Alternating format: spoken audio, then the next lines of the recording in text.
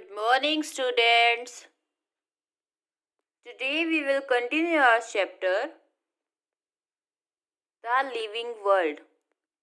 हमने इससे पहले बात की थी रिप्रोडक्शन की, राइट? उसके जो दो टाइप्स है, एसेक्सुअल एंड सेक्सुअल रिप्रोडक्शन की. अब हमें क्या करना है? We have to know the types of asexual reproduction. ठीक है, जो एसेक्सुअल रिप्रोडक्शन होता है कई तरीकों से होता है. First is sporulation.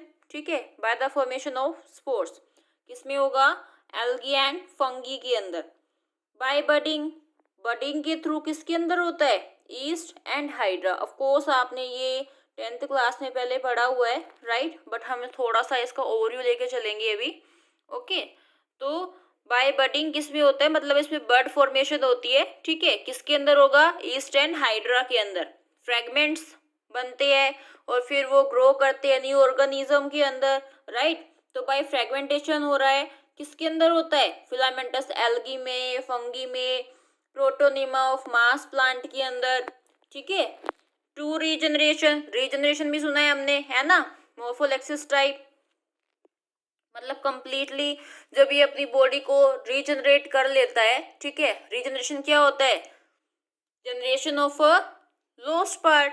ठीक है, मतलब कि कोई पार्ट उसके पास, वैसे तो सारे पार्ट्स कंप्लीट है, लेकिन जब कोई पार्ट उसका लॉस हो गया है, ठीक है, सभी पार्ट्स होते हुए उसका कोई पार्ट अब लॉस हो चुका है, तो फिर वो उसी पार्ट को क्या कर लेगा? वापिस से जनरेट कर लेगा. तो वो क्या है? रीजनरेशन. ओके, किसमें देखने को मिलता है? प्लेनेरिया के अंदर. रीजनरेशन एक स्पेशलाइज्ड फॉर्म है सेक्सुअल रिप्रोडक्शन की. ठीक है, इसमें कोई इंजर्ड या लॉस्ट पार्ट रिप्लेस हो सकता है. फॉर्मेशन ऑफ होल इंडिविजुअल हो पाता है फ्रॉम अ सिंगल फ्रेगमेंट. जो रीजनरेशन है ये एपिमोर्फिस टाइप होगा. किसमें? स्टारफिश एंड लिजर्ड के अंदर. ठीक है, मोर्फोलेक्सिस टाइप है, दैट मीन्स वो कंप्लीटली अपनी मोर्फोलॉजी को जनरेट कर लेगा. एपिमोर्फिस है तो यानी कोई छोटा मोटा कोई पार्ट है तो सिर्फ उसी को वो रीजनरेट कर सकता है. ओके, जो लिविंग ऑर्गेनिज्म है ही नहीं, यानी जो नॉन लिविंग ऑर्गेनिज्म है वो रिप्रोडक्शन एग्जिबिट नहीं करेंगे. ठीक है, और ये किस किस के अंदर नहीं होता है? जैसे जो स्टीराइल ह्यूमन कपल्स होते हैं.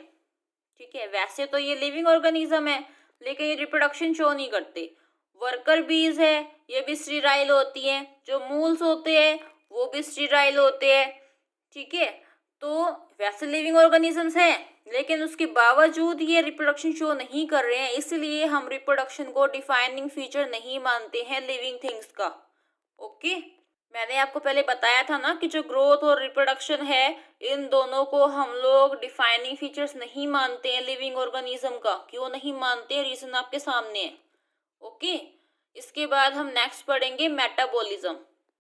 तो अगर आपसे कोई पूछ ले defining and non defining features कौन से हैं तो आप क्लियरली बता सकते हो कि non defining features of living organism क्या है? Growth and reproduction. Okay, unicellular organism के अंदर जो ग्रोथ और रिप्रोडक्शन है उसके मायने बिल्कुल सेम है, लेकिन जो मल्टीसेलुलर ऑर्गेनिज्म है उसके अंदर क्या होता है? मोस्टली में सेक्सुअल रिप्रोडक्शन होता है, राइट? जो सेक्सुअल रिप्रोडक्शन है उसके अंदर क्या होता है? Meeting of to organisms. जो गैमेट्स है, गैमेट्स बनते हैं उसके अंदर, और दो तरह के गैमेट्स मिलते हैं, मेल गैमेट, फीमेल गैमेट, उनकी मीटिंग होती है, फिर उससे जाइगोट बनता है, देन उसके बाद उससे न्यू ऑर्गेनिज्म डेवलप होता है, राइट? तो वहाँ पे फर्टिलाइजेशन एंड मियोसिस इन्वॉल्व है. एसेक्सुअल के अंदर फर्टिलाइजेशन एंड मियोसिस इन्वॉल्व नहीं होता है. वहाँ पे एक सिंगल पेरेंट इनफ होता है रिप्रोडक्शन के लिए, बट सेक्सुअल के अंदर दो पेरेंट्स नीडेड होते हैं, एक मेल और एक female. Okay, now moving to the next character which is metabolism and it is a defining feature. ठीक है, यहाँ पे कोई भी हमें एक्सेप्शन नहीं मिलेगा, सभी लिविंग ऑर्गेनिजम्स के अंदर मेटाबॉलिज्म होता ही है. ठीक है, मेटाबॉलिज्म है क्या? The sum total of all the chemical reactions occurring in our body is called metabolism. कोई भी नॉन लिविंग ऑब्जेक्ट एग्जिबिट नहीं करेगा मेटाबॉलिज्म को. जो बायोकेमिकल रिएक्शन है लिविंग ऑर्गेनिज्म के अंदर वो दो टाइप की होती है, या तो कंस्ट्रक्टिव टाइप होंगी या डिस्ट्रक्टिव टाइप होंगी। अगर कंस्ट्रक्टिव टाइप होंगी तो उसको हम एनाबोलिज्म बोलेंगे, अगर डिस्ट्रक्टिव टाइप होंगी तो हम उसको कैटाबोलिज्म बोलेंगे। अब एनाबोलिज्म के कुछ एग्जांपल्स देख लेते हैं। जैसे अमीनो एसिड्स ने बॉन्ड बनाया और क्या बना दिया, प्रोटीन बना दिया, यानी बहुत सारे अमीनो एसिड्स मिलके क्या बना रहे हैं, प्रोटीन बना रहे हैं। फैटी एसिड और ग्लिसरॉल मिला तो उसने क्या बनाया, फैट या लिपिड बना दिया। CO2 H2O मिला in the presence of sunlight in chlorophyll, उसने क्या बना दिया, C6H12O6 ग्लूकोज बनाया। साथ में वाटर रिलीज हो रहा है, साथ में ऑक्सीजन रिलीज हो रही है ना। इस रिएक्शन को आप कंप्लीट कर लेना, यहाँ पे भी नंबरिंग कंप्लीट कर लेना आप इसकी, ठीक है। बाकी मैंने आपको मेन रिएक्शन बता दिया कि इस तरीके से होती है, क्लियर। जो एनाबोलिज्म है ना, उसके दौरान जो काइनेटिक एनर्जी है वो चेंज हो जाती है पोटेंशियल एनर्जी के अंदर, ओके। अब बात कर लेते हैं हम डिस्ट्रक्टिव टाइप की, ये होता है कैटाबोलिज्म, ठीक है ना। तो मतलब कि यहाँ पे कुछ ना कुछ जो बड़ी चीज है वो ब्रेक डाउन होके कोई छोटी चीज बन रही है यहाँ पे। तो जो प्रोटीन है वो ब्रेक डाउन होके क्या बना रहा है, अमीनो एसिड बना रहा है। फैट या लिपिड ब्रेक डाउन होके क्या बना रहा है, फैटी एसिड ग्लिसरॉल बना रहा है। जो C6H12O6 है, ऑक्सीजन के साथ मिलकर जब उसका ब्रेकडाउन हो रहा है यहाँ पे, ठीक है। ऑक्सीजन क्यों चाहिए, ताकि इसका ब्रेकडाउन हो सके, ठीक है ना। तो यहाँ पे ये कंबाइन होकर कोई नई चीज नहीं बना रहे हैं, कोई कॉम्प्लेक्स चीज नहीं बना रहे हैं। यहाँ ग्लूकोज का ब्रेकडाउन होता है, ठीक है, with the help of oxygen, okay. और ये क्या बनाएगा, कार्बन डाइऑक्साइड, वाटर, साथ में एनर्जी देगा, ओके। सो मेटाबॉलिज्म को हम बोल सकते हैं एनाबोलिज्म प्लस कैटाबोलिज्म, ठीक है। एनाबोलिज्म और कैटाबोलिज्म मिलकर क्या बनाएंगे, मेटाबॉलिज्म, यानी it's a combination of catabolic activities and anabolic activities और रिएक्शंस, राइट। एनाबोलिज्म क्या है, सिंपल पार्टिकल जनरेट करेगा कॉम्प्लेक्स पार्टिकल को। कैटाबोलिज्म में जो कॉम्प्लेक्स पार्टिकल होंगे वो जनरेट करेंगे सिंपल पार्टिकल्स।